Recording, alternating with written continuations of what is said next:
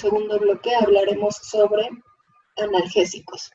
En este caso de los analgésicos, no haremos preguntas inicialmente, ya que es un tema que aunque se utiliza cotidianamente, no es algo que ustedes empleen de manera diaria o que tengan tan fresco quizás como lo pueden ser los anestésicos locales. ¿Cuáles van a ser los objetivos de revisar este tema? Bueno, pues identificar los diferentes tipos de dolor, entender la fisiopatología para comprender los tratamientos farmacológicos, esto va a ser muy importante, y conocer los diferentes medicamentos a los cuales ustedes tienen acceso. De hecho, los analgésicos son el primer medicamento vendido a nivel mundial y que es autorrecetable. La mayoría de nosotros, de nuestros familiares, conocidos, incluso extraños, se han automedicado en algún momento por algún dolor. Entonces, ¿qué es dolor o cuál es la definición de dolor? Todos hemos sentido dolor alguna vez, entonces deben de tener algún concepto. Lo que está descrito por la IASP, que es la Sociedad Internacional para el Estudio del Dolor, es la experiencia sensorial y emocional desagradable asociada a un daño actual o potencial de los tejidos o descrita en términos de dicho daño.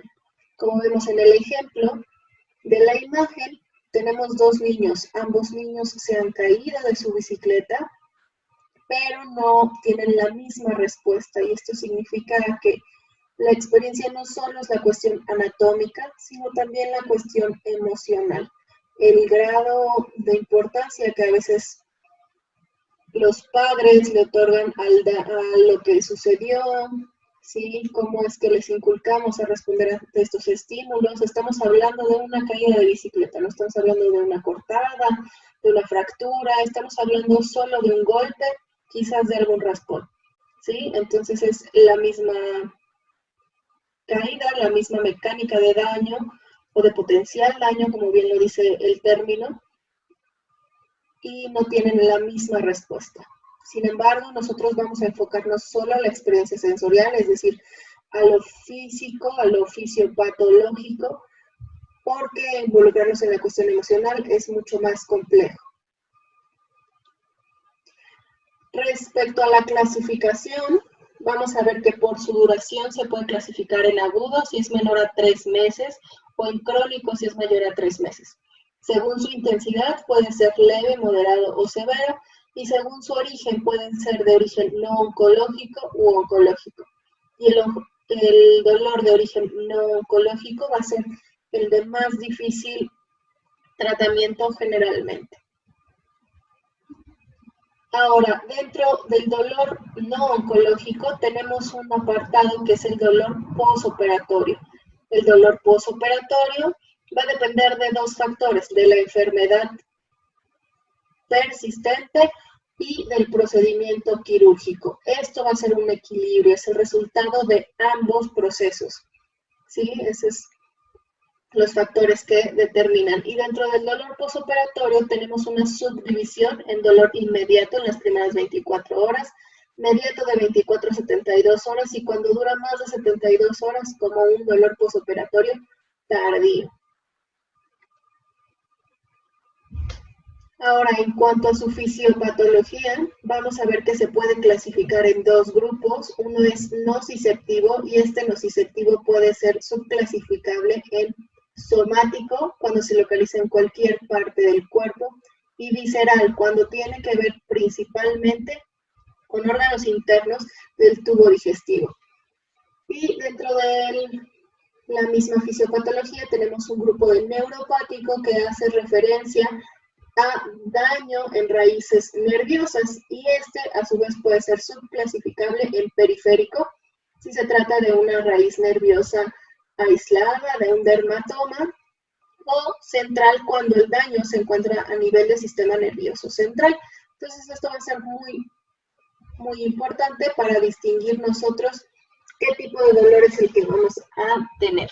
Generalmente, cuando se presenta un dolor neuropático, tiene características de ardor, quemazón, descargas eléctricas o toques eléctricos. Ahora, para entender esto mejor, debemos de conocer cuál es el proceso fisiológico del dolor.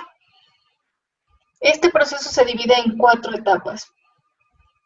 La primera es transducción, la segunda es transmisión, la tercera modulación y la cuarta es la percepción. En cuanto a la transducción, se refiere a la recepción del estímulo, que puede ser físico, químico o térmico, y este va a ser cambiado por los receptores a un potencial de acción, como lo explicábamos en anestésicos locales. Este potencial de acción va a viajar por fibras nerviosas mediante el segundo proceso, que es la transmisión desde el lugar de origen hasta la médula espinal. En la médula espinal, algunos estímulos van a tener un arco reflejo que va a ir de médula espinal hacia el origen del estímulo para poder tener una respuesta inicial, y en la médula espinal van a formar parte de un proceso que se llama modulación. Ahí lo que hace la médula es igualmente tener interacción entre diferentes zonas para poder hacer una discriminación del estímulo, si el estímulo es tan importante como que deba de ser percibido en ese momento y enviado hacia el sistema nervioso central, asciende hasta la corteza y diferentes núcleos para poder tener la percepción y darle un mayor contexto o un contexto más global a la percepción del dolor. O si en la modulación se hace la parte, les digo, del arco reflejo y solo se queda ahí y eventualmente se subirá la información hacia la percepción, hacia el sistema nervioso central, pero no de manera tan rápida. Por ejemplo, cuando estamos en un partido de fútbol, digamos, y nos caemos, nos podemos haber pegado, pero si el golpe nos permite seguir jugando, nuestra atención principal estará en continuar con el partido y posteriormente, si es una lesión que deba de ser atendida, pues nuestro sistema nervioso central estará detectando que existe esa lesión para poder hacer la adecuada atención a este proceso. Anatómicamente hablando, la cuestión emocional también tiene sus tractos o su base anatómica, ¿sí? Tenemos de esta manera que hay diferentes tractos que suben de médula espinal al sistema nervioso central, como lo son el espino talámico lateral, que nos da la cuestión sensorial y discriminativa de saber dónde es que está la lesión, ¿sí? Saber identificar exactamente dónde está. La cuestión espino talámico medial nos da la cuestión afectiva, ¿sí? O sea, no todo es... Lo afectivo no tiene que ver solamente con lo inculcado, sino que también tiene que ver con cuestiones anatómicas. Y en la corteza hay una integración cortical que nos da la cuestión cognitiva y evaluativa de qué tanto me duele. Entonces, todo tiene una explicación anatómica y fisiológica, pero también depende mucho de lo que nos inculcan, nos enseñan, nos educan respecto al dolor, de nuestra cultura, nuestra religión, ¿sí? El medio en el cual nos desarrollamos. Pero no todo es tan sencillo. Ese es el proceso más sencillo y es como debemos de conocerlo y entenderlo. Sin embargo, en esta diapositiva les ejemplifico que no solo es una señalización a nivel de la célula y de su comunicación con las neuronas, sino que una vez que se activa este proceso doloroso, hay cambios que se presentan a nivel de varios receptores y células que hacen que este proceso doloroso, si no se trata adecuadamente, se mantenga y se vuelva un círculo vicioso de señalización en el cual, aunque ya no haya el estímulo que ocasionó la sensación principal de dolor, puede hacer que estos cambios se presenten de tal manera que evolucione a un dolor crónico por un cambio anatómico a nivel de los receptores y las sustancias que se liberan en el lugar que originó el dolor. Y por si fuera poco, no solo es que haya múltiples señalizaciones en las células o a nivel más microscópico, sino que también a nivel de la modulación y la percepción hay diferentes centros en el sistema nervioso central que interactúan entre sí para poder dar todas las características al dolor. Y aparte de ello, tenemos diferentes zonas en la corteza cerebral que están representadas gráficamente por este muñeco que se ejemplifica en la foto superior del lado derecho, donde tenemos el homúnculo de Penfield, que es una representación gráfica de qué tanto detecta nuestra corteza cerebral cada zona de nuestro cuerpo, dándole así más importancia, por ejemplo, a las manos, a la boca, a la lengua, a la cara, ¿sí? Que es donde más fácil podemos distinguir si nos están tocando debajo de nuestro dedo índice o debajo de el dedo pulgar, por ejemplo, ¿sí?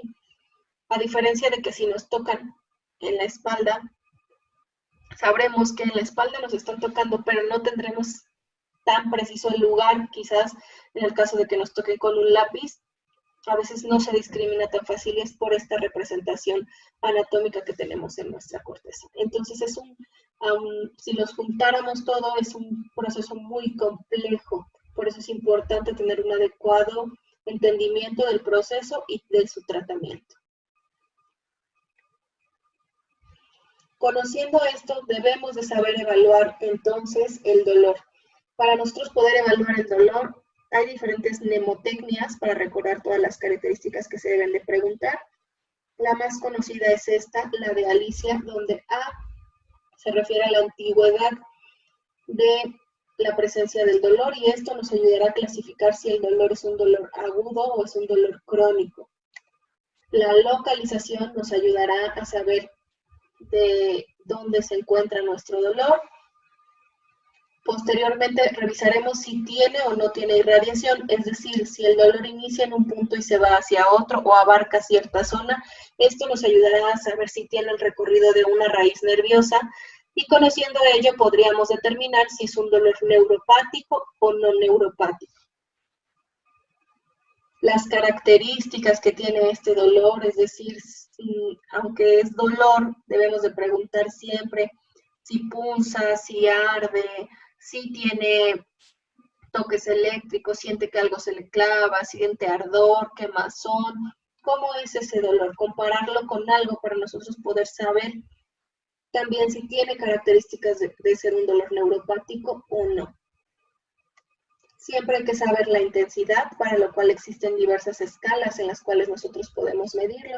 La más sencilla siempre va a ser leve, moderado o severo, pero debemos de conocer cuál es la intensidad de este dolor y finalmente si tiene atenuantes o agravantes en la presencia del dolor, para podernos orientar hacia nuestro diagnóstico y tratamiento. Ahora, en cuanto a la evaluación del dolor, decíamos que hay varias escalas. Me gusta ponerles este ejemplo porque todo el mundo le teme a los dentistas por alguna razón. Y entonces, en las escalas que se manejan, los dentistas pueden decir que no duele nada y las personas siempre asumen que les va a doler. Si duele poquito es que van a llorar, si duele es que recordarán momentos importantes de su vida, o si duele mucho, muchos lo comparan con el infierno, ¿no? Entonces, esta no es una adecuada escala para valorar dolor. Siempre hay que basarnos en las escalas que están avaladas y autorizadas. Las que están descritas son estas tres. Una es la escala numérica análoga, que puede ir de 0 a 10, donde 0 es nada de dolor y 10 es el peor dolor que existe para esa persona. La escala verbal análoga, que es sin dolor, dolor leve, moderado, severo, muy severo o el máximo dolor. Y la de Caritas. En este caso, la de Caritas sirve, sin embargo, la escala de caras es para pacientes pediátricos y debe de ser sin colores. No se recomienda que se usen los colores ni las frutas porque los niños tienden a elegir lo que más les gusta, tanto en colores como en frutas. Entonces un niño puede tener un dolor probablemente digamos, en la carita que tiene azul, que sería como un 8, y el niño elegir el amarillo, que sería 0, sin dolor. ¿Por qué? Porque le gusta el amarillo, simplemente, o en las escalas de frutas que existen, a veces los niños si les comparan, te duele como una uva, una naranja o una sandía, pueden decir que les duele como una sandía, cuando no sea así de intenso su dolor. Sin embargo, a ellos les gusta la sandía, ellos elegirán siempre sandía, les duela la intensidad que les duela, simple y sencillamente por el gusto que tienen los niños por los alimentos y por los colores. Por eso es importante que sea sin colores la escala de Cáritas.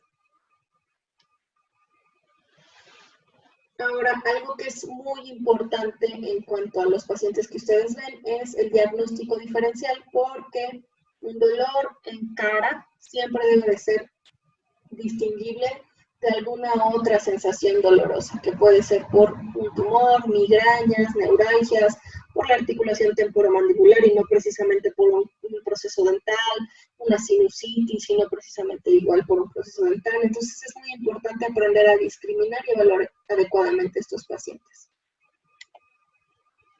Ahora, ¿cuáles son los beneficios del control del dolor? Bueno, pues los beneficios van a ser aumentar la funcionalidad, la recuperación y la calidad de vida de un paciente, y siempre van a ser a expensas de disminuir la mortalidad de los pacientes, disminuir la estancia hospitalaria en el caso de los que hacen las cirugías como son los maxilofaciales, que hacen cirugías de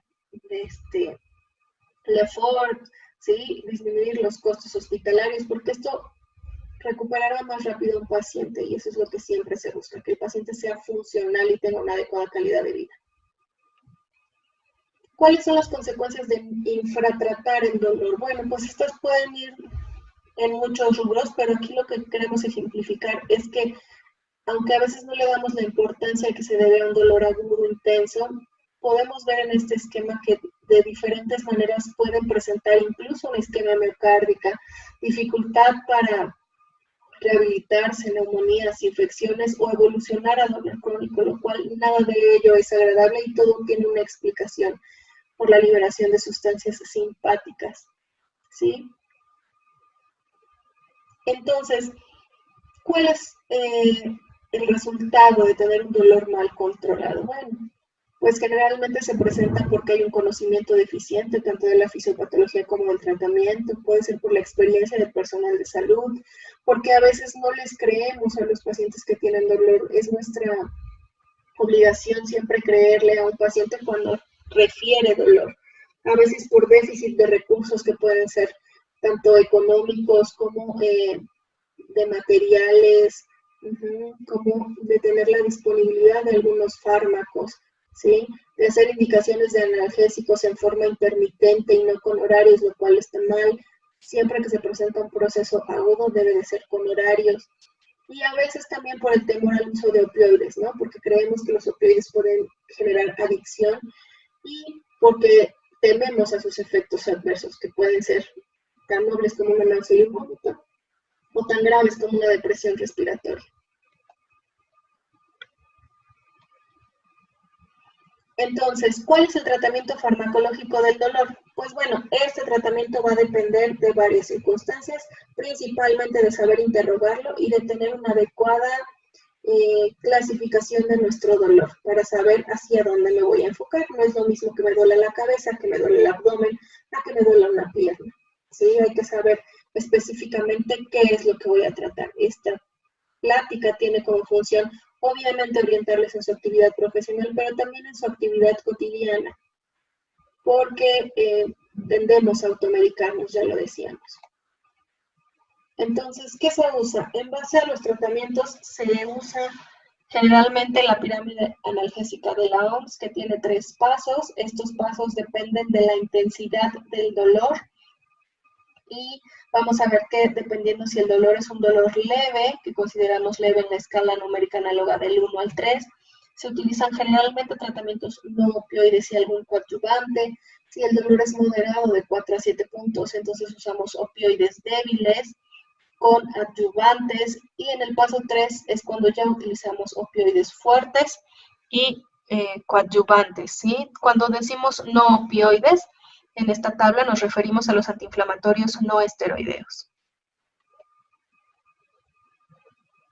Actualmente, como veíamos al inicio de anestésicos locales, hay algo que se llama, en ese momento era anestesia multimodal, en este caso sería analgesia multimodal, que hace alusión a interrumpir la transmisión a diferentes niveles del proceso doloroso para poder con varios medicamentos hacer una sinergia. Estos medicamentos deben de tener efectos, mecanismos de acción, mejor dicho, diferentes para poder hacer sinergia y disminuir la probabilidad de sobredosis o de efectos adversos, que es lo que no queremos.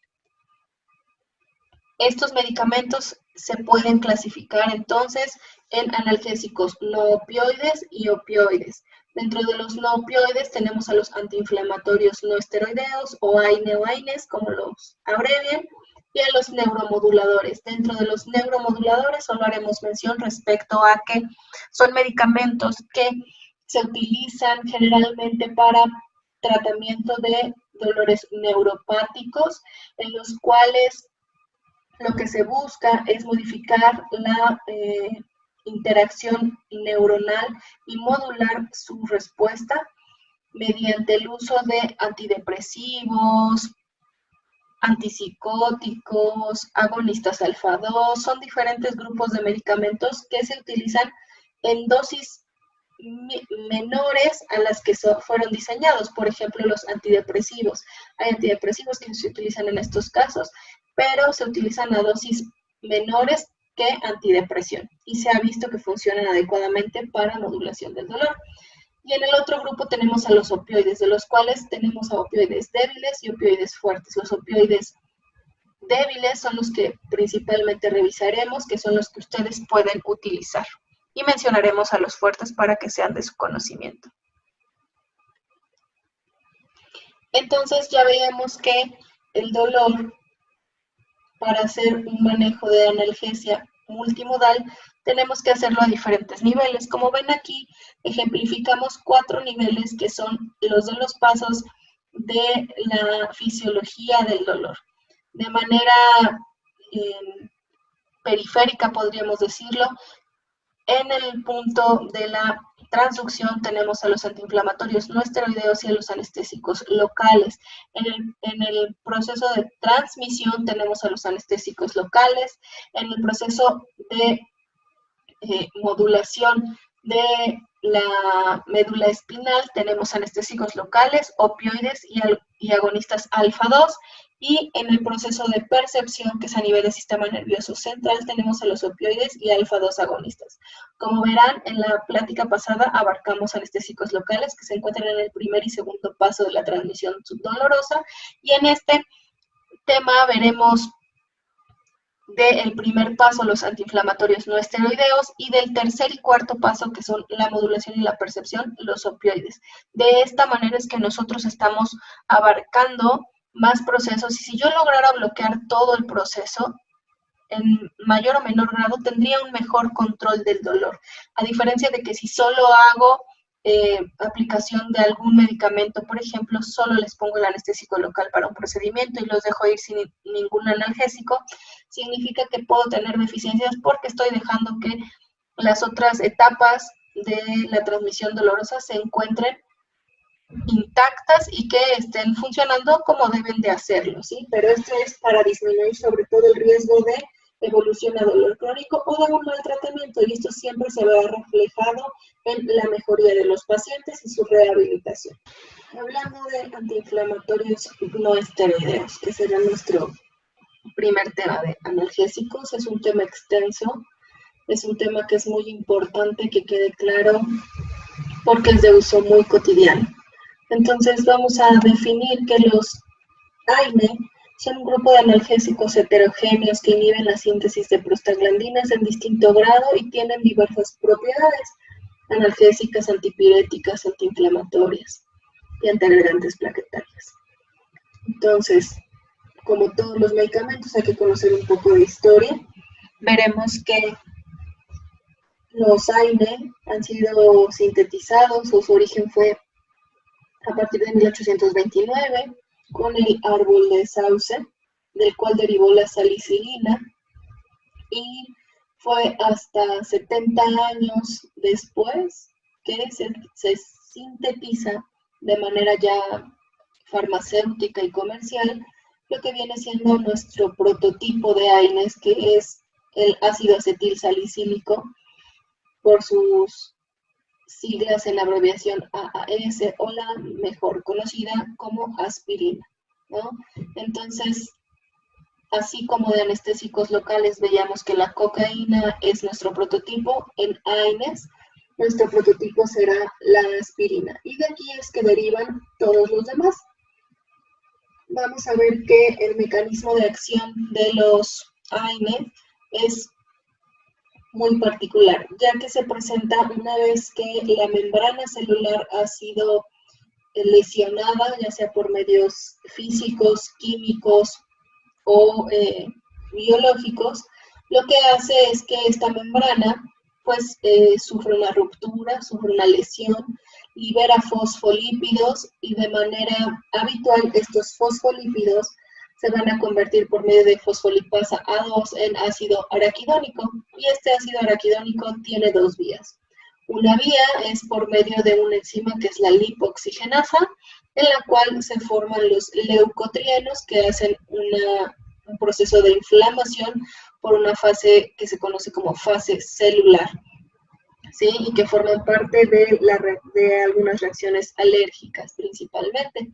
Pero también tiene otra manera de degradarse, es mediante otra enzima, que es la ciclooxigenasa, y mediante esta enzima lo que hace es formarse dos compuestos, los tromboxanos, los cuales nos ayudan al proceso de coagulación, agregación plaquetaria y secundariamente la vasoconstricción para poder reparar esta zona lesionada, y las prostaglandinas, las cuales son la fase vascular de la inflamación.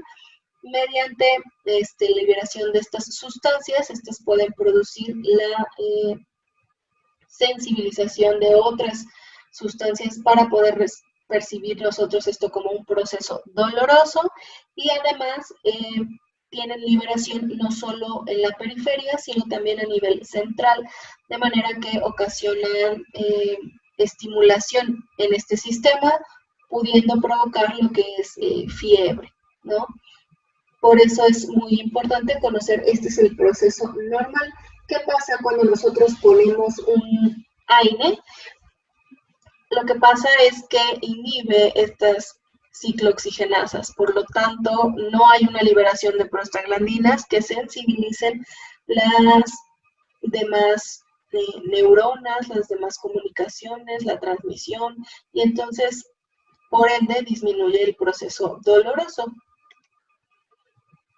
Como tal, las prostaglandinas no son estimuladoras directas de ningún nociceptor, por lo tanto no causan dolor per se. Sin embargo, ya decíamos, sensibilizan otras sustancias, como pueden ser principalmente la bradicinina, la histamina y la serotonina.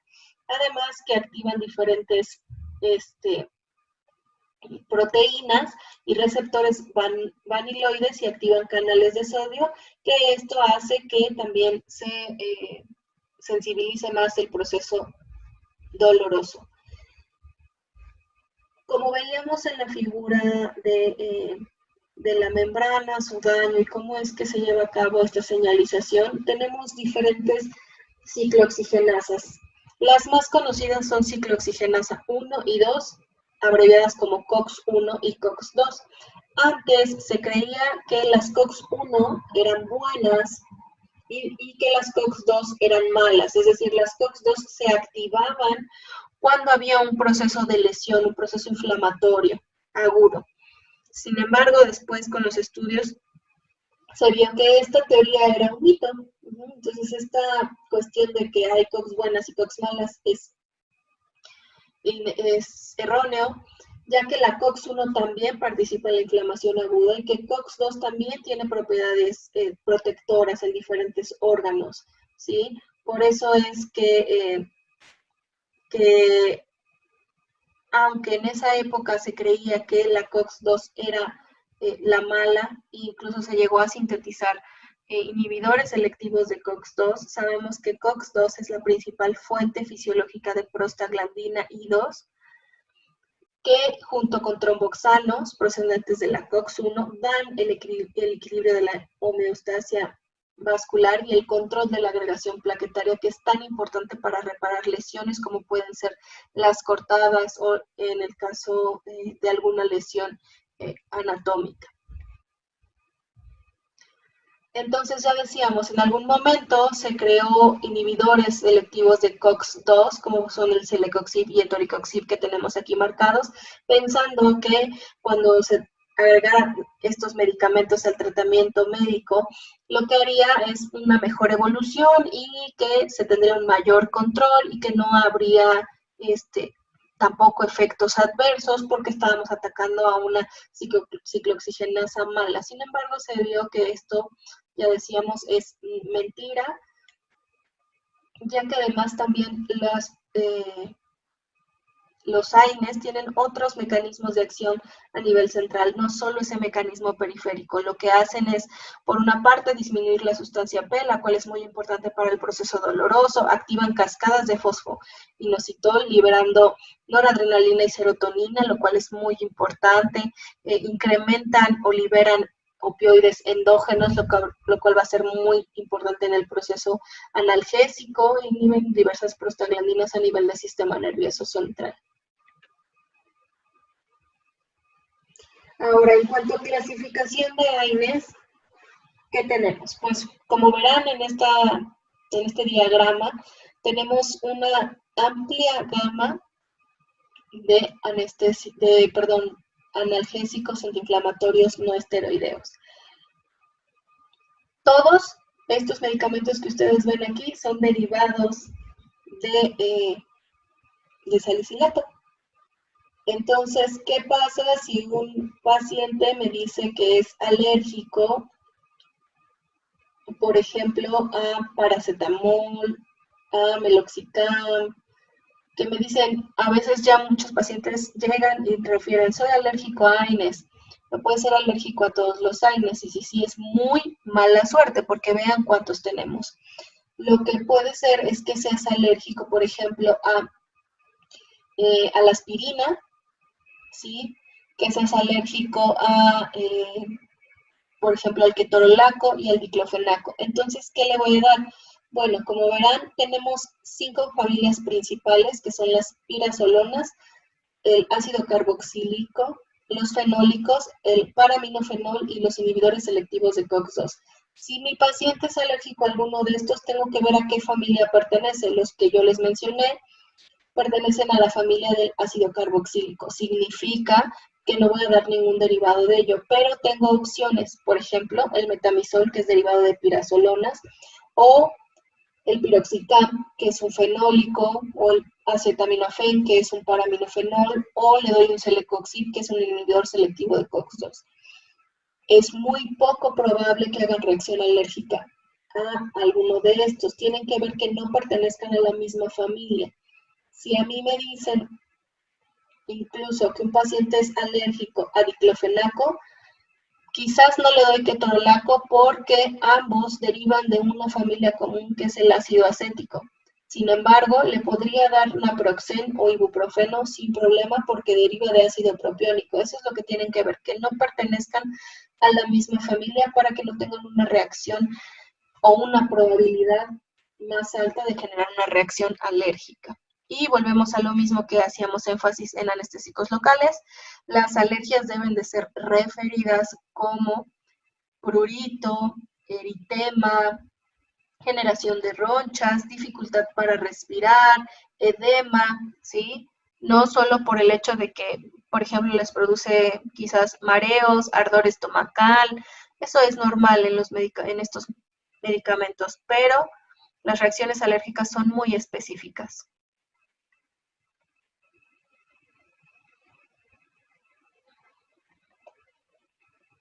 Entonces ya decíamos, al no inhibir COX-1, pensaban que los inhibidores de COX-2, o que se les conoce como COXIB, carecían de efectos adversos. Sin embargo, no es que sean inhibidores selectivos de COX-2, significa que tienen mayor selectividad por COX-2 que por COX-1, sin embargo, no son exclusivos de COX-2. Y de esto tenemos algunos ejemplos como el meloxicam, el celecoxib, etoricoxib, ¿sí? Que son los nuevos, por así decirlo. Y antes, aunque no se conocía, el sulindaco y el diclofenaco tenían ciertas características de COXib, de inhibidores de COX-2. Ahora vamos a ver algo que es muy importante, que es la actividad analgésica de los AINE. Generalmente estos están indicados en dolores de intensidad leve a moderada. Lo veíamos en la escalera analgésica de la OMS. Van a ser eficaces en dolores con participación importante de las prostaglandinas, es decir, que tengan un componente inflamatorio importante. Hay que recalcar que actúan inhibiendo la síntesis de prostaglandinas, pero no actúan sobre las ya liberadas, ¿sale? Solo en las que se van a liberar. Y súper importante que estos medicamentos son ineficaces en dolor neuropático. Por más que se lo den a un dolor neuropático, no le va a hacer nada. Por eso esto a veces es un error de tratamiento. Si el dolor es un dolor neuropático y le doy un AINE, por mecanismo de acción no le va a hacer nada. Entonces, no es que, más bien es un mal tratamiento dar un AINE en dolor neuropático, y por eso es que hay que evaluar adecuadamente qué tipo de dolor es el que tiene. En cuanto a eficacia en dolor, hay algo que se llama NNT o número necesario a tratar.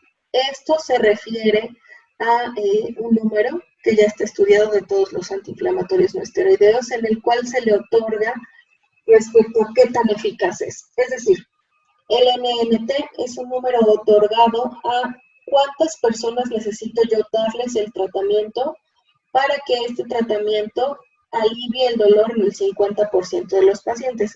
El ideal, es un NNT de 1. Significaría que necesito darle el medicamento a un paciente para que ese paciente tenga un 50% de alivio del dolor.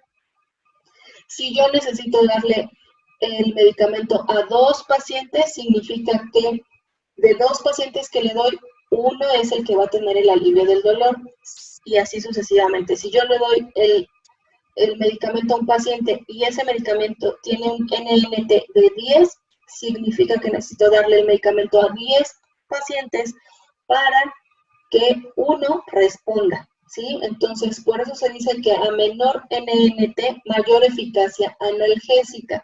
El NNT ideal es de 1.5 a 3. Ese sería el ideal, ¿sí? Y es en el que generalmente se mantienen la mayoría de los AINES. Esto va a ser muy importante porque no hay ningún AINE, eso sí, ni ningún medicamento que tenga un NNT de 1, pero el ideal sería este. Y entonces es importante saber que, por ejemplo, el paracetamol tiene un NNT de 3.5 a 3.8. Sin embargo, cuando se combina con otros medicamentos, su NNT baja. Medicamentos como cuáles, como los opioides, baja hasta 2.2 a 2.6, lo cual va a ser muy bueno. Por eso es que las mezclas o las combinaciones de analgésicos que se han hecho son para disminuir el NNT, para tener una mayor eficacia y para disminuir dosis y efectos adversos. Aquí tenemos una tabla de cuál es el mejor AINE en base a su NNT. Entonces, si solo estuviéramos evaluando NNT, diríamos que valdecoxib y etoricoxib son los mejores, porque tienen un NNT de 1.6. Ahora quiero que vean un ejemplo, que es el ejemplo del ketorolaco. Ketorolaco está en 2 rubros, si ven la tabla. Ketorolaco a 10 miligramos es 2.6 de NNT y a 30 miligramos es de 3.4. ¿Por qué les pongo esto? Porque nos gusta mucho usar ketorolaco, hubo un boom y una moda de ketorolaco para los pacientes. Sin embargo, mayor dosis no significa mayor analgesia, no en AINES. A lo mejor en opioides, pero en AINES no. Y esto quiero que quede muy claro y que lo graben para siempre. Mayor dosis no significa mayor analgesia, tienen el mismo efecto, incluso ya vimos que tienen un mejor NNT. Y lo que decíamos, paracetamol solo 3.5, paracetamol con tramadol va a un MNT de 2.6, y si lo combinamos con codeína, paracetamol codeína, va hasta 2.2, lo cual es muy bueno, ¿no? Mejora mucho su NNT.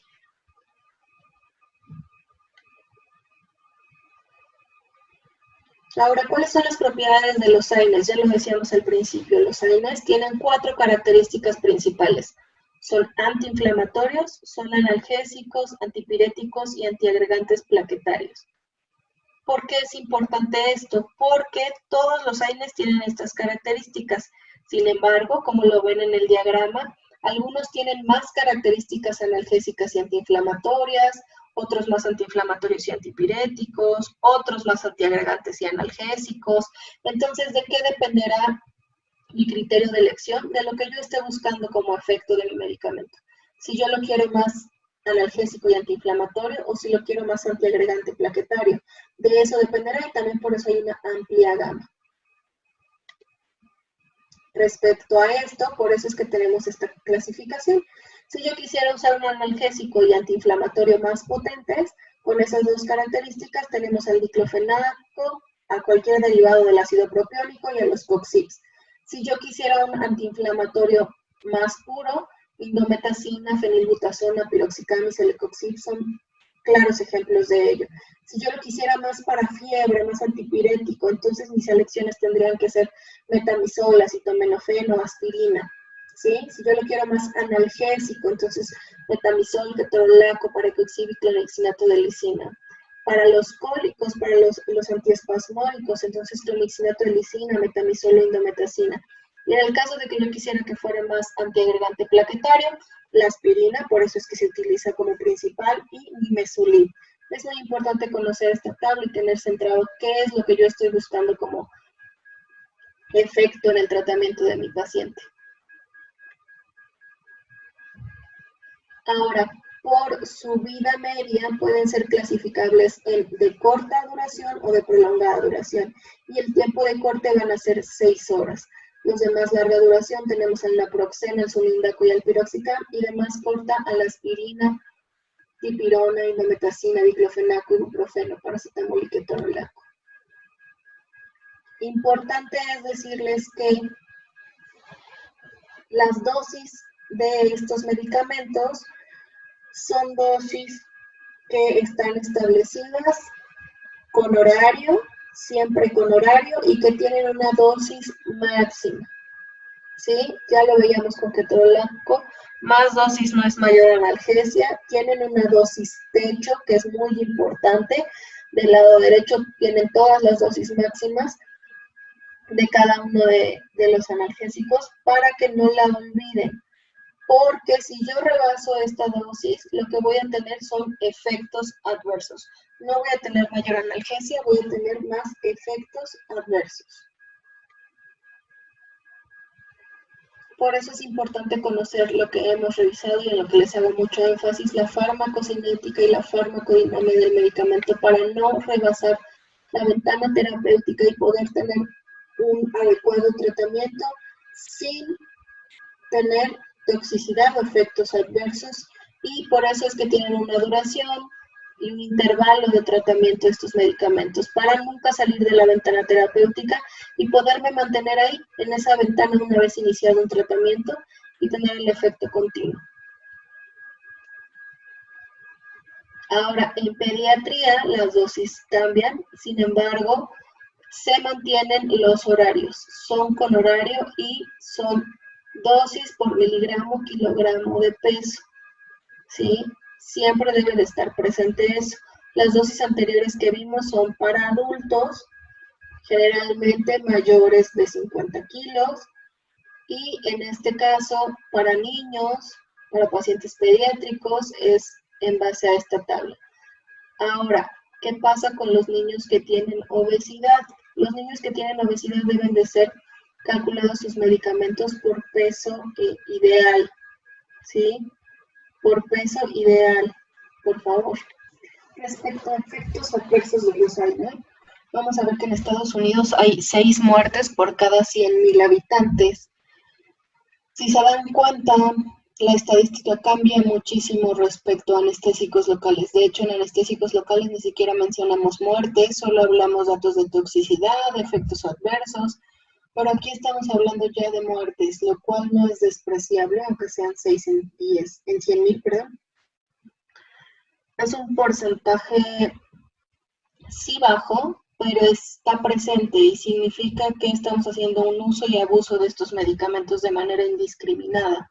Por eso es que hay muertes, o sea, no son tan inofensivos como la gente cree, pero no se dan cuenta de ello. Por eso es importante que quien los use y quien los recete sepa exactamente qué esperar de ellos, ¿no? Esta tasa de mortalidad supone que es mayor que la provocada por cáncer cervicouterino o melanoma maligno, los cuales son tumores. Vean la comparación que hacen en Estados Unidos, o sea, se compara con tumores, lo cual es completamente evitable y prevenible. Respecto a los efectos adversos, vamos a ver que el uso de 2 o más AINES o COXIB aumenta los efectos adversos sin mejorar su eficacia, ¿sí? El uso de aspirina, incluso a dosis bajas, anula los beneficios de los COXIB. Esto va a ser súper importante porque generalmente lo que hacemos es recetar 2 AINES cada que alguien tiene un dolor. Y esto está mal, solo se debe de recetar 1. El que nos brinde mejores beneficios. ¿Por qué solo 1? Porque tienen el mismo mecanismo de acción. Es como si yo tengo 2 llaves que abren la misma puerta. Y entonces en lugar de abrir la llave con una sola puerta, lo intento con 2. No estoy teniendo un mejor beneficio, al contrario, me estoy estorbando. Lo mismo pasa con los medicamentos. No tengo un mejor beneficio, sin embargo, sí tengo efectos adversos, porque ya decíamos, además, estos medicamentos tienen una dosis techo. Dentro de los efectos adversos vamos a ver que tienen daño gastrointestinal y todos los medicamentos de esta familia pueden generar lesiones. Estas lesiones pueden ser desde erosiones hasta convertirse en úlceras o perforaciones. Se calcula que el 15 al 30% de las úlceras gastroduodenales son provocadas por esta medicación. En general, los pacientes se presentan asintomáticos en un 55 o un 60%. Sin embargo, el 40% de ellos presentan reflujo gastrointestinal y síntomas de dispepsia.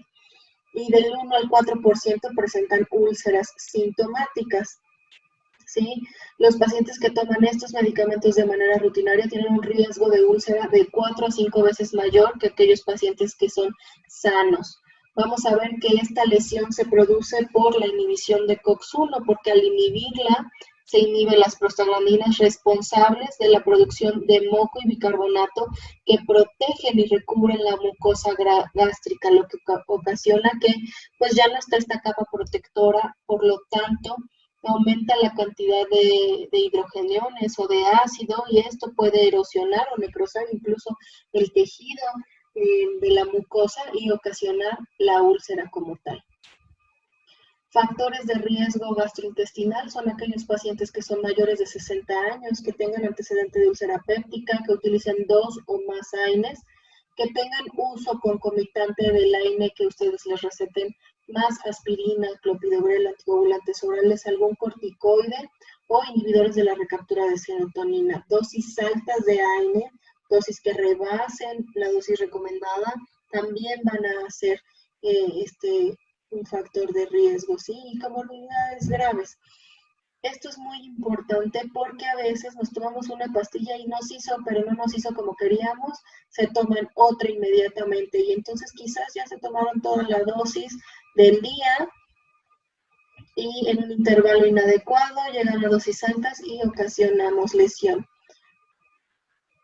Mediante estos factores de riesgo tenemos una estratificación del riesgo. El riesgo puede ser alto, medio o bajo. Bajo en aquellas pacientes que no tienen factores de riesgo o que no toman aspirina. Medio cuando tienen pacientes que no están anticoagulados ni con antecedentes de úlceras complicadas, pero que presentan algún factor de riesgo aislado, solo uno de los anteriormente mencionados. Y cuando presentan 2 o más factores de riesgo, o ya tuvieron antecedente de alguna úlcera péptica, o emplean anticoagulantes se consideran de alto riesgo al usar estos medicamentos. ¿Qué nos dice la medicina basada en evidencia? Que el riesgo de complicaciones gastrointestinales con los COXIP, los selectivos ACOX-2, es 50% menos que el observado con algún otro AINE, esto siendo el Celecoxib el menos gastrolesivo versus diclofenaco. ¿Sí? Entonces, si tuviéramos que elegir, elegiríamos Celecoxib. El Toricoxib es 20% menos que naproxeno, ¿sí? Y en otro estudio nos confirma que el aceclofenaco, el Celecoxib y el ibuprofeno son los mejor tolerados gastrointestinalmente hablando que piroxicam, ketorolaco y azoprapanozona, que tienen la peor tolerabilidad, lo cual significa que en base a lesiones gastrointestinales, si tuviéramos que elegir nuestros predilectos, digamos, serían los COXIB e ibuprofeno. Pero, ¿qué pasa si nuestro paciente tiene factores de riesgo? Pues bueno, hay diversas recomendaciones. Debe prescribirse a la dosis mínima eficaz y durante el menor tiempo posible. Y durante el menor tiempo posible se refiere a que el máximo de tratamiento de días con estos medicamentos son 10 días, máximo. De preferencia se recomienda que sea de 5 días, el tiempo promedio hasta 7 días, pero máximo 10 días. No se recomienda usar 2 o más AINES, volvemos a aclarar, de manera simultánea, ya que solo se incrementa los riesgos de toxicidad y no se incrementa la eficacia. Y en caso de que el paciente tenga factores de riesgo, se debe de prescribir siempre inhibidores de la bomba de protones. ¿Cuáles son estos inhibidores de la bomba de protones? Pues bueno, todos los soles, alprazolam, pantoprazol, ¿sí? Lansoprazol, esos son los inhibidores de la bomba de protones. Ahora, ¿qué pasa en cuanto al daño cardiovascular? Bueno, se asocia a un incremento de riesgo de desarrollo de síndrome coronario agudo o algún episodio de carácter aterotrombótico, y por eso es muy importante conocer los factores de riesgo cardiovascular y estadificar a nuestro paciente según su score cardiovascular para saber qué esperar con el uso de estos medicamentos. ¿Cuáles son los factores de riesgo? Pues los factores de riesgo son ser masculino, ¿sí? Tener más de 55 años en el caso de ser masculino, en el caso de ser femenino, más de 65 años, fumar, ¿sí? La dislipidemia, definida por colesterol mayor a 190, LDL mayor a 115, HDL mayor a 40, ¿sí? Triglicéridos mayores a 150, tener diabetes o una glucosa plasmática en ayunas alterada, ¿sí? Una prueba de tolerancia a la glucosa anormal, tener obesidad descrita como un índice de masa corporal mayor al 30, obesidad abdominal con una cintura en el sexo masculino mayor a 102, femenino mayor a 88, o tener antecedentes de enfermedad cardiovascular prematura. Todos ellos son factores de riesgo. Y aunado a ellos, dependiendo del número de factores de riesgo que nosotros tengamos o si hay una lesión específica, cardíaca o más factores de riesgo mediante enfermedades o comorbilidades, más el grado de presión arterial que tengamos, es el riesgo de muerte cardiovascular a 10 años que se otorga para este tipo de pacientes simplemente por estas características. Y si nosotros le agregamos un AINE, estamos contribuyendo a estos factores de riesgo y estadificarlo quizás de un riesgo moderado a un riesgo alto. Por eso es muy importante establecer que estos pacientes deben de estar controlados de sus enfermedades de base y no deben de usarlo ni a dosis elevadas ni por más tiempo del indicado. Entonces, ¿qué dice la medicina basada en evidencia? Pues en el 2015 se señala que el riesgo cardíaco o de un evento vascular cerebral puede ocurrir desde la primera semana de empleo y es mayor con el uso a largo plazo y dosis elevadas. Porque, ¿qué pasa? me duele esta semana, me lo tomo, me duele la siguiente semana, me lo tomo, puedo descansar unos días y luego me lo vuelvo a tomar. Mientras más medicamento estés tomando de AINES durante el año, más riesgo le estás aportando. En base a esto, el naproxeno es uno de los AINES más seguros en cuanto a riesgo cardiovascular, pero veíamos que en cuanto a riesgo gastrointestinal no. Por eso es que hay que clasificar a nuestros pacientes. Y el diclofenaco, la indometacina, etoricoxib y etodolaco son los AINES con más riesgo cardiovascular, ¿sí? En cuanto al daño renal, porque también producen daño renal, ¿cuáles son los factores de riesgo? Pues mayores de 60 años, con daño renal preexistente, afecciones como mieloma múltiple, diabetes mellitus, nefritis intersticial, necrosis papilar, uso de quimioterapéuticos con excreción renal, que en la mayoría lo son, administración concomitante con medicamentos que puedan ser nefrotóxicos, como pueden ser, en algún ejemplo, la ciclosporina o cisplatino. Esto es muy importante, por eso es siempre prioritario hacer una adecuada historia clínica. Ahora, siempre hay que reevaluar el uso de AINES si la función renal se deteriora o se desarrolla o empeora la hipertensión. Ojo. ¿Por qué producen daño renal? Pues bueno, en cuanto a COX-1 se inhibe y esto disminuye el flujo glomerular en el endotelio vascular, es decir, en todos los túbulos colectores y las ADGL, que es lo que filtra la sangre para generar la orina. Entonces, si disminuye este flujo, disminuye la uresis y por lo tanto vamos a tener un daño renal porque no está funcionando adecuadamente, porque no le está llegando para que funcione. Y además la prostaglandina 2 tiene un papel en el aumento del flujo y la presión renal de perfusión que disminuye su resistencia vascular. Entonces esto va a ocasionar un daño a nuestro órgano renal. Y por otro lado, COX-2 lo que hace es que provoca, la inhibición de COX-2 se provoca la retención de sodio y potasio, y esto hace que también se retenga más orina o más que no se forme, lo que ocasiona que haya menor filtrado glomerular y hace que tengamos menor uresis y daño renal. Esto ocasiona un riesgo de edema periférico del 3%. ¿Qué dice la medicina basada en evidencias? Pues que disminuyen los efectos antihipertensivos excepto de los antagonistas de calcio, ¿sí? El riesgo es mayor con los COX-I, a diferencia de, por ejemplo, la lesión gastrointestinal. Aquí tenemos mayor riesgo si utilizamos COX-I, y las nefropatías más frecuentes por AINES son salicilatos y pirazolonas. Entonces, hay que tener en cuenta cuáles son los medicamentos de riesgo renal. ¿Cuál es la recomendación? Pues la interacción de AINES con inhibidores de la enzima convertidora de angiotensina y aminoglucósidos es potencialmente grave y a menudo ignorada. Y ustedes dirán, ¿cuáles son los IECAs y cuáles son los aminoglucósidos? Pues bueno, los IECAs son el enalapril, el captopril, ¿sí? Todos los priles, y de los aminoglucósidos tenemos como ejemplo la gentamicina, la micacina. Por lo tanto, los AINES están contraindicados en pacientes hipertensos descontrolados, principalmente. Sin embargo, hay que estadificarlos. En cuanto a sus efectos hepáticos, vamos a ver que se presentan en 0.29 a 3.1 de cada 100.000, aunque la estadística es mucho menor, se puede presentar.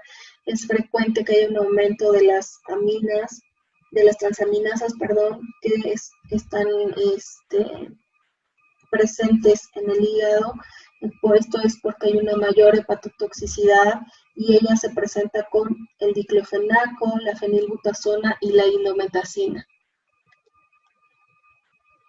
¿Qué pasa con respecto al paracetamol? Pues bueno, el paracetamol es un medicamento que es muy noble, muy recomendado, pero ¿cuándo se presenta la toxicidad hepática por paracetamol? Pues bueno, se presenta cuando hay una ingesta aguda mayor a 200 miligramos por kilogramo de peso en el caso de los niños o mayor a 7.5 hasta 10 gramos en adultos. Generalmente las tabletas promedio vienen de 500 miligramos y lo que se recomienda es que sea cada 8 horas, a veces cada 6. Con esa dosificación en adultos, nosotros estamos teniendo un rango de 2 gramos al día. Nunca llegamos a una dosis tal, sin embargo, ¿qué pasa? La gente se desespera, empieza a tomar más medicamento, pensando que es noble, pero todo tiene un límite, ¿sí? Entonces hay que tener mucho cuidado.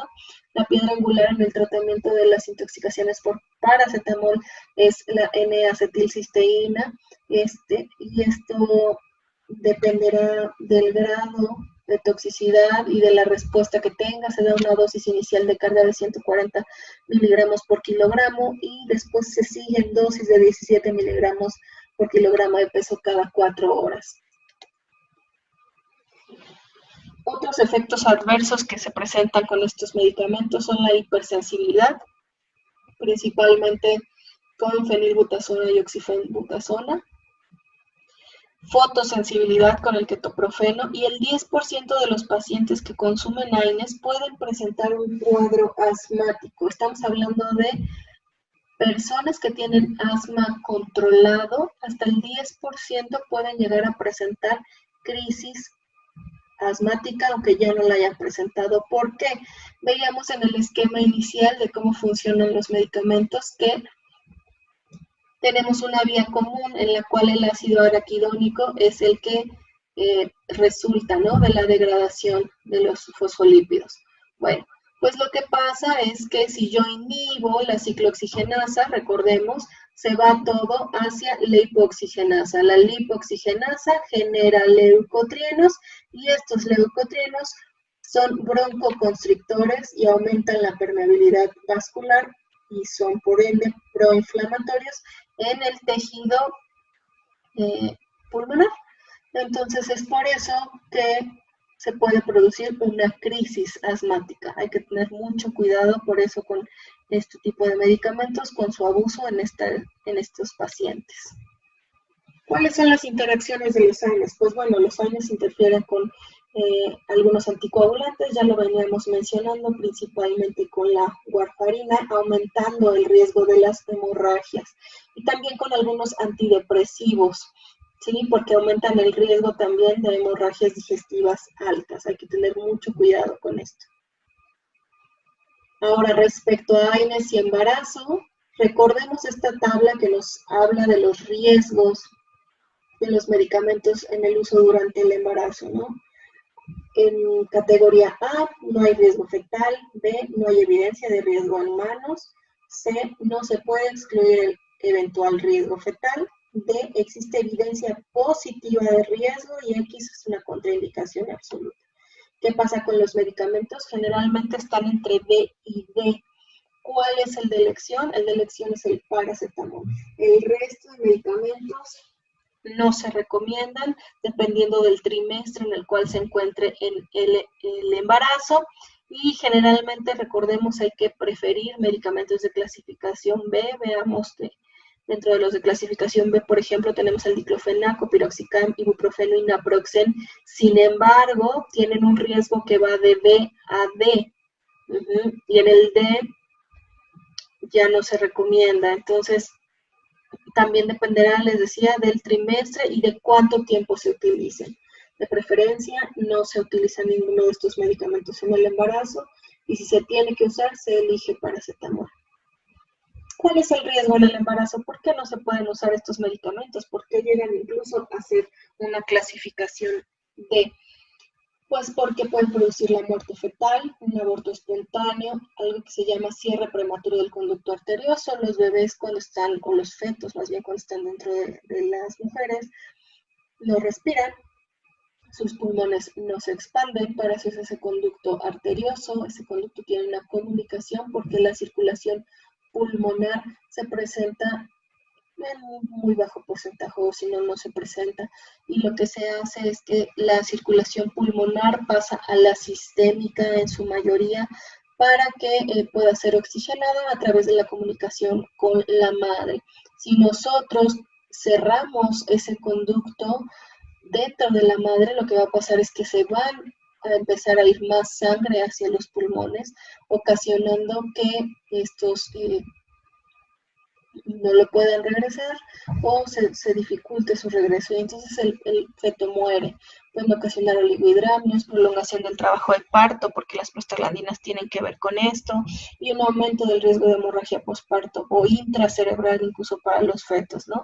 Los mayormente descritos en estos riesgos son la indometacina y la aspirina, no significa que los demás no tengan este mismo riesgo. Entonces, ¿cuáles son las ventajas de utilizar un AINE? Pues bueno, son útiles en una gran variedad de dolores de leve a moderada intensidad, principalmente dolores inflamatorios. Hay una amplia gama de AINES, son de venta libre, se pueden dar simultáneamente con opioides y tienen en general un bajo costo. Esto dependerá del tipo de AINE, pero hay desde bajo costo hasta alto costo. ¿Cuáles son las desventajas? Tienen un efecto techo, pueden producir trastornos tanto gástricos, cardíacos, renales, hepáticos, ¿sí? Ya veíamos que hematológicos por el riesgo de sangrado, incluso pulmonares en el riesgo de una crisis asmática, ¿no? Pues bien, hasta aquí hemos revisado AINES, antiinflamatorios no esteroideos, y seguiremos entonces con opioides que influyen en el paso de la modulación y la percepción, principalmente. Los opioides son medicamentos que derivan de una planta, Papaver somniferum, ¿sí? Se ha utilizado desde hace mucho tiempo, se puede encontrar con otros nombres, como lo es opio, láudano, elixir paregórico, mandágora, etcétera. Hay diferentes nombres por los cuales se les puede conocer, pero es importante su utilidad y ahora veremos por qué. Como en todo, decíamos, hay que conocer la historia. Y miren lo curioso, los opioides están desde el tercer siglo antes de Cristo. Desde entonces es que se utilizan de manera tanto recreativa como de manera médica. Y es hasta 1817 que se sintetiza por primera vez la morfina, ¿sí? Que es nuestro prototipo de los opioides. En base a la morfina es que se van a derivar todos los demás.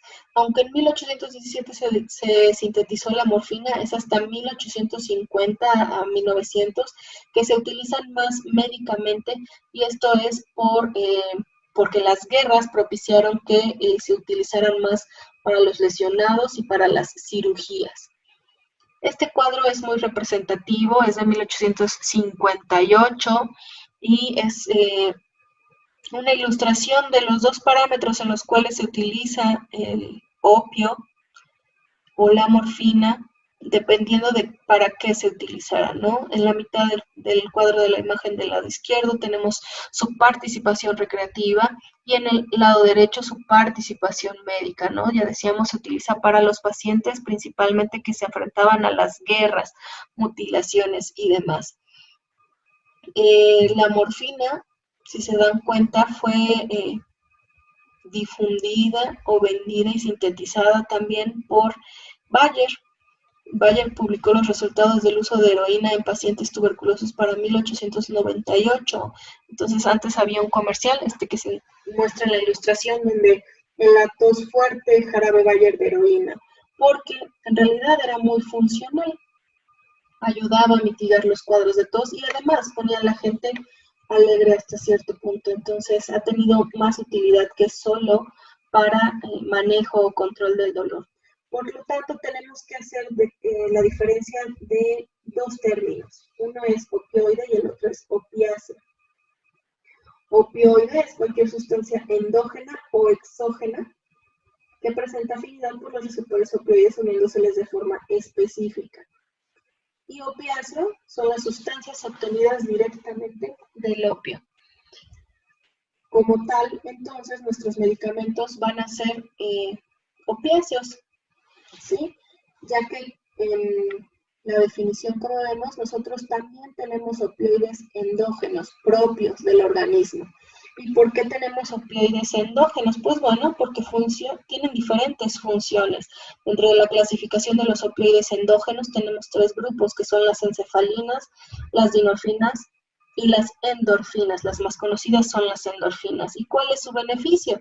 Muchos de ellos son que dan bienestar, reducen el dolor, potencian las funciones del sistema inmunitario, promueven la calma, reducen la presión sanguínea, reducen los niveles elevados de adrenalina asociados con la ansiedad y retrasan el envejecimiento. Si lo vemos desde esta manera, todos son efectos buenos, no tiene ningún efecto malo, pues está incluso en el organismo en diferentes tejidos, como podemos ver.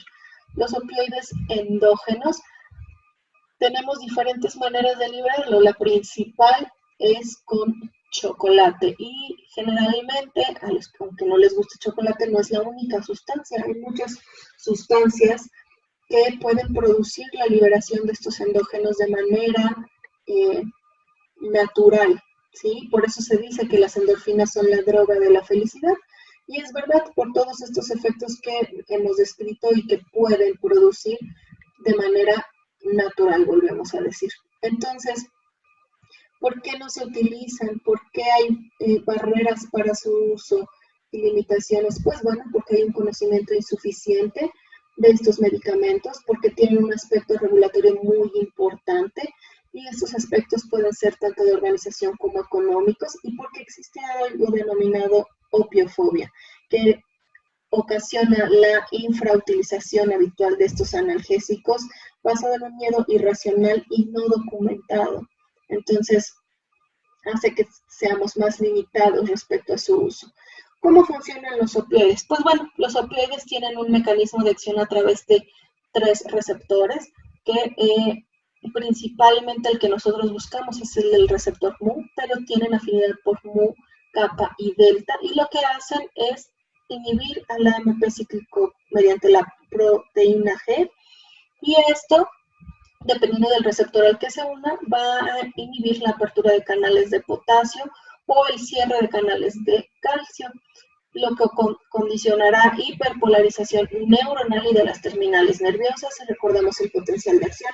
Lo que va a hacer es mantenerla negativa. Solo la va a mantener negativa, no va a dejar que se propague el impulso nervioso y por ende va a ocasionar analgesia porque no se van a estar transmitiendo los estímulos dolorosos. Estos receptores tienen afinidad diferente dependiendo de su localización y nos van a dar siempre analgesia. Respecto a su afinidad, veamos que del lado derecho tenemos la afinidad por los opioides endógenos. Tienen diferente afinidad, pero vean, de manera endógena así funcionan, es su manera natural de funcionar. Lo que nosotros hacemos nada más es darle un estímulo externo, ¿sí? De manera exógena. Además, los opioides tienen otros mecanismos de acción añadidos dependiendo del tipo de opioide. Algunos inhiben la recaptura de serotonina y noradrenalina, otros están mediados por la N-metil-D-aspartato para que no haya una vía excitatoria, ¿sí? Otros bloquean los canales de sodio. Entonces tienen efectos sumatorios a su efecto de inhibición de receptores mu, kappa o delta, y estos efectos o mecanismos de acción especiales también favorecen la analgesia. ¿Cuál es la clasificación de los opioides? Pues bueno, la clasificación de los opioides puede ser en base a 3 rubros principales. Dentro de ellos tenemos la química, la funcional y la potencia. Respecto a la clasificación química, no interesa que se sepan toda la clasificación, pero sí que sepan que obviamente existe y que tengamos presente que se pueden dividir en opioides naturales, semisintéticos y sintéticos, y de ahí cada uno deriva, ¿no? Pero veamos que es una amplia clasificación de base química, ¿sí? Respecto a su funcionalidad, tenemos una clasificación que se da en 5 grupos: agonistas puros, agonistas parciales, agonistas antagonistas, antagonistas puros y opioides atípicos, que son aquellos que tienen algún otro efecto adicional al efecto sobre receptores. Y respecto a su potencia, la clasificación que realiza la Organización Mundial de la Salud es en cuanto a opioides débiles y a opioides fuertes. ¿En base a qué se hace esta división? En base a la morfina. Decíamos que la morfina es nuestro prototipo de opioide, entonces este opioide es el principal, y todo lo que sea menos potente que morfina es un opioide débil, y todo lo que sea más potente que morfina es un opioide fuerte. Y morfina queda dentro de los fuertes. Aquí tenemos una relación en la que vemos que la morfina tiene una potencia de 1, por ejemplo, y los que están hacia abajo, por ejemplo, el tramadol tiene un 4, significa que es 4 veces menos potente que la morfina. Es decir, que si yo doy 1 miligramo de morfina a un paciente, para poder tener el mismo efecto de 1 miligramo de morfina, tendría que dar 4 miligramos de tramadol. A esto hace alusión, más o menos. Y en viceversa, por ejemplo, buprenorfina tiene un 75 y morfina tiene un 1. Significa que morfina es 75 veces más potente que morfina, lo que hace que se necesite una dosis menor que morfina, es decir, 75 veces menos dosis que morfina para tener el mismo efecto. Ahora, ¿qué pasa respecto a su farmacocinética? Pues la ventaja que tienen los opioides es que tienen aplicación de todas las vías posibles. Los AINES tenían aplicación solo vía oral o algunos tienen vía intravenosa. En el caso de los opioides tenemos vía tópica, cutánea, transdérmica, subdérmica, tenemos vía mucoso, tenemos intravenoso, vía oral, ¿sí? Incluso se puede poner vía espinal. Esto va a ser muy importante porque nos da una amplia gama de vías de administración. Y en cuanto a ello, vamos a ver que principalmente van a tener una biodisponibilidad diferente dependiendo del medicamento que se dé, pero acá lo que es muy importante es que se va a distribuir principalmente en tejidos altamente vascularizados, como son pulmones, hígado, vaso y riñón, pero no significa que solo tengan efecto ahí, porque van a ir a sus sitios efectores. El 90% de la excreción va a ser renal y el 10% va a ser a través de vías biliares. Ahora, ¿qué pasa en cuanto a sus efectos farmacológicos? Pues lo que nosotros hacemos es tener diferentes efectos dependiendo del lugar en el cual están actuando, ¿no? La principal característica que nosotros buscamos es su analgesia, sin embargo, tiene otros efectos propiamente naturales y que fueron descritos cuando mencionábamos las endorfinas naturales o los opioides endógenos. En este caso, los opioides exógenos también van a producir un cambio de estado de ánimo hacia un estado de ánimo más alegre, que puede incluir la euforia, ¿verdad? Dependiendo de la dosis, puede ocasionar náuseas, puede ocasionar somnolencia, lo cual es muy importante. Es un efecto esperado del medicamento, sin embargo, dependiendo de la dosis a la cual se inicia, se espera que estos efectos sean los mínimos posibles y que tengamos solo el efecto analgésico, que es para lo que lo estamos dando. Va a haber una disminución de la frecuencia cardíaca porque estás más relajado, por ende puede haber una hipotensión, va a haber efecto de estreñimiento, ¿sí?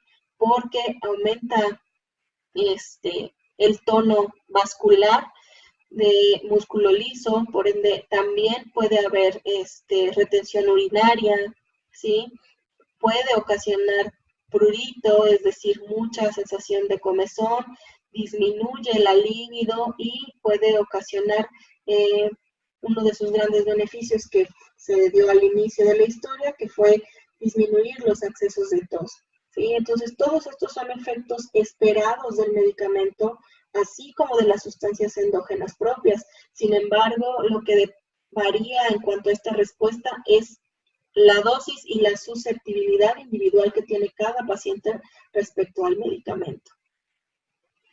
¿Cuáles son las dosis que vamos a emplear? Pues como mencionábamos al inicio, solo vamos a hablar de codeína y de tramadol, que son opioides débiles. Los opioides fuertes necesitan un recetario especial y son medicamentos más controlados porque al ser más potentes analgésicamente hablando, también son más potentes en cuanto a efectos adversos. Entonces, si no se pueden manejar adecuadamente, pues se presentan efectos indeseables. ¿Sí? Respecto a la codeína, la dosis va de 0.5 a 1 miligramo kilogramo vía oral cada 4 horas y el tramadol de 1 a 2 miligramos kilogramo vía oral cada 6 a 8 horas. Les pongo dosis máximas en asteriscos porque no significa que sea la dosis máxima, sin embargo, sí significa que estamos utilizando muchas tabletas respecto a estos medicamentos si llegamos a la dosis de 120 miligramos de codeína o 400 miligramos de tramadol, lo cual nos hablaría de que necesitaríamos un cambio de medicamento, cambiar de opioide débil a un opioide fuerte. ¿Para qué? Para tener mayor potencia con menor dosis y entonces también disminuir el número de tabletas, por ejemplo, que se tendría que tomar el paciente para tener un adecuado control. Para lo que ustedes van a emplear, considero que es muy importante que sepan esto y que en cuanto ustedes no pueden tener un adecuado control del dolor, sea derivado hacia la especialidad que lo amerite. ¿Cuáles son las ventajas de los opioides débiles? Pues bueno, pueden hacer sinergia con algunos otros medicamentos como lo son los AINES y esto va a disminuir los efectos adversos sin tener que mermar del efecto analgésico. Entonces va a haber muy bajo riesgo de depresión respiratoria, la incidencia y gravedad de estreñimiento, por ejemplo, va a ser menor, y en el caso del grado de náuseas y vómitos, pues este puede ser relativamente igual con los opioides débiles, sin embargo, si se manejan de manera conjunta con algún AINE, van a disminuir también este efecto de náuseas y vómito. ¿Qué es importante? Saber identificar efectos adversos de opioides. Ya decíamos que todos estos efectos se pueden o no presentar, pero son efectos esperados en este porcentaje, el prurito del 4.6 al 25%, las náuseas hasta un 24%, el estreñimiento hasta un 18%, al igual que la somnolencia, y un vómito hasta el 13%. Si ven en el caso de la sedación, la obstrucción intestinal, hiperalgesia o depresión respiratoria, no tienen porcentaje porque el porcentaje es menor al 1% si se utiliza de manera adecuada el medicamento. ¿Sí? Por eso siempre se debe tener una adecuada vigilancia y dar signos de gravedad al paciente. Se le debe de mencionar que puede o no presentar náusea, estreñimiento o somnolencia, y esto es para que el paciente sepa que es un efecto esperado, pero que si no se controla, que si es muy importante, entonces tiene que suspender el medicamento y obviamente avisarles a ustedes. En el caso de presentar somnolencia, siempre se les indica que debe de poderse despertar el paciente. Si no se puede despertar, entonces hay que llevarlo a urgencias. De igual manera que si le cuesta trabajo respirar, hay que llevarlo a urgencias. O si no ha hecho del baño por una obstrucción intestinal, por el estreñimiento tan importante que está presentando, después del número de días habituales en los cuales haga del baño normalmente el paciente, y a pesar de tener tratamientos naturistas o algún medicamento para el estreñimiento, si no logra hacer del baño, también tiene que acudir a urgencias. ¿Sí? Entonces es importante identificarlos y saber dar indicaciones a nuestros pacientes. ¿Qué pasa si hay una sobredosificación de opioides o una depresión respiratoria? Pues se tiene que establecer la permeabilidad de una vía venosa y garantizar la ventilación adecuada del paciente. Pero tiene tratamiento. Veíamos que dentro de la clasificación hay unos que son antagonistas. Dentro de ellos está la naloxona. Se aplica 0.4 miligramos IV lento cada 2 a 3 minutos. En el caso de los niños, a 0.01 miligramos kilogramo. para obtener la respuesta, la reversión del medicamento opioide que se le haya dado. Si no se observa reacción, se debe de repetir la dosis. Si después de administrar 10 miligramos no se observa respuesta, se debe de considerar otro diagnóstico, porque generalmente los pacientes pueden utilizar algún otro tipo de medicamento y por eso no responder, ¿sí? ¿Qué pasa con el embarazo? Pues bueno, todos los opioides son clasificación C. Tanto la morfina como los opioides fuertes o mayores, como los débiles o menores, ¿sí? Todos son clasificación C. Por lo tanto, no se puede excluir el riesgo fetal, como ya lo veíamos en las clasificaciones. Por ende, no se recomienda su utilización en embarazadas, ¿sí? A menos que sea un caso bien estudiado, que riesgo-beneficio sea mayor el beneficio que el riesgo, entonces se utilizaría, pero de manera habitual no se hace. ¿Cuáles son las ventajas de los opioides? Pues las vías de administración, tienen múltiples vías de administración, nos da una gama de tratamiento de dolor moderado a severo, se puede utilizar de manera crónica, se puede utilizar por más de 10 días, de manera indefinida, dependiendo de lo que necesite el paciente. Tiene mínimos efectos adversos si se utiliza de manera adecuada. Tiene mayor seguridad en combinación con paracetamol. Y dentro de las desventajas, pues son que en general de uso controlado, pero los opioides débiles no lo son. Por eso es que ustedes los pueden recetar y que fueron los que nos centramos un poco más. Los costos son una desventaja, son más caros que un AINE sin duda, y puede haber sobredosificación o mal uso si es que tienen el efecto agradable, el efecto de euforia, ¿verdad? Pueden hacer un uso inadecuado de estos medicamentos. Entonces, pregunta, ¿cómo hacemos el cálculo de medicamentos? Con inciso A, peso real, inciso B, peso ideal, inciso C, peso corregido o D, peso magro. ¿Y esto por qué es importante? Porque muchos de nuestros pacientes tienen obesidad, ¿sí? Entonces, se debe de hacer en base a peso ideal, siempre en base a peso ideal. Recordemos que debe de darse una analgesia multimodal, interrumpir la transmisión a distintos niveles, nos garantizará disminuir efectos adversos, no llegar a sobredosis y tener una adecuada sinergia, suma de efectos, ¿sí? ¿Cuáles son las conclusiones? No usar 2 o más AINES, recuérdenlo siempre, los AINES tienen dosis techo, utilizar siempre dosis terapéuticas, las dosis más bajas y por el menor tiempo posible, recuerden el máximo de AINES es de 10 días. Combinar un aire con un analgésico periférico que tenga un diferente mecanismo de acción siempre va a ser muy útil. Y recuerden individualizar.